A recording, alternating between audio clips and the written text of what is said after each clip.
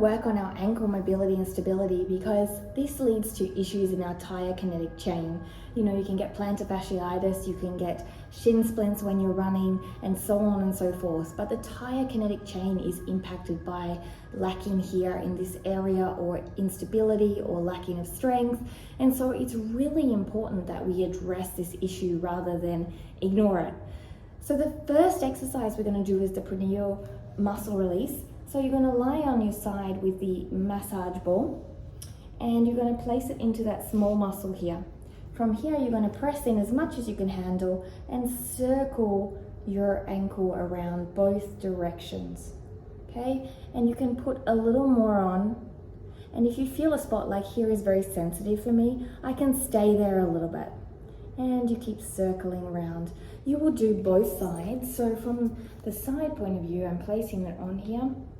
I can feel the tension, and I am finding that spot that's very sensitive and doing circles with my feet one way and then the other way. Maybe I find a sensitive spot here. As I do it, it's particularly sensitive, and when the rotation comes, I'm like, oh, that's where it is. For example, here, I will stay here a moment. Now we're going to work on the flexion of our feet, which helps the ankle stability, but also the knee stability, and also it works in functioning for hips, as well as helping us to get better squats and other ranges of movement that we might be having difficulty with because we're affected in this area.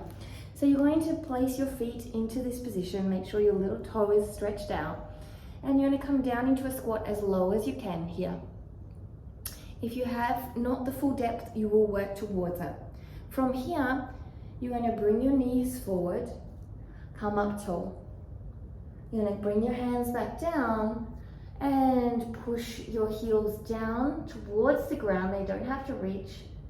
And then coming back down and sitting up. We're going to do around 10 repetitions, and you could hold each position for 3 to 5 seconds. So from behind, it's looking like this, coming forward into your squat, lifting up, coming down into your squat, leaning forward. What we're going to do is the calf raise. Now the calf raise helps with Achilles, especially if you had Achilles injuries for rehab.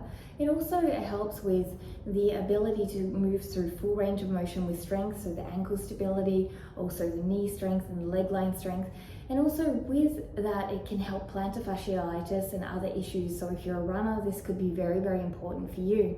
Another thing to understand is if you have Achilles issues, it also impacts your glute activation. So it's very, very important to make sure you have the full motion here. If you don't have good balance, use a wall. I would suggest use a wall. I'm just doing it in the room so you can see. So my feet in the middle of the room are on this weight of, on this level. Right down the bottom, I have a nice stretch.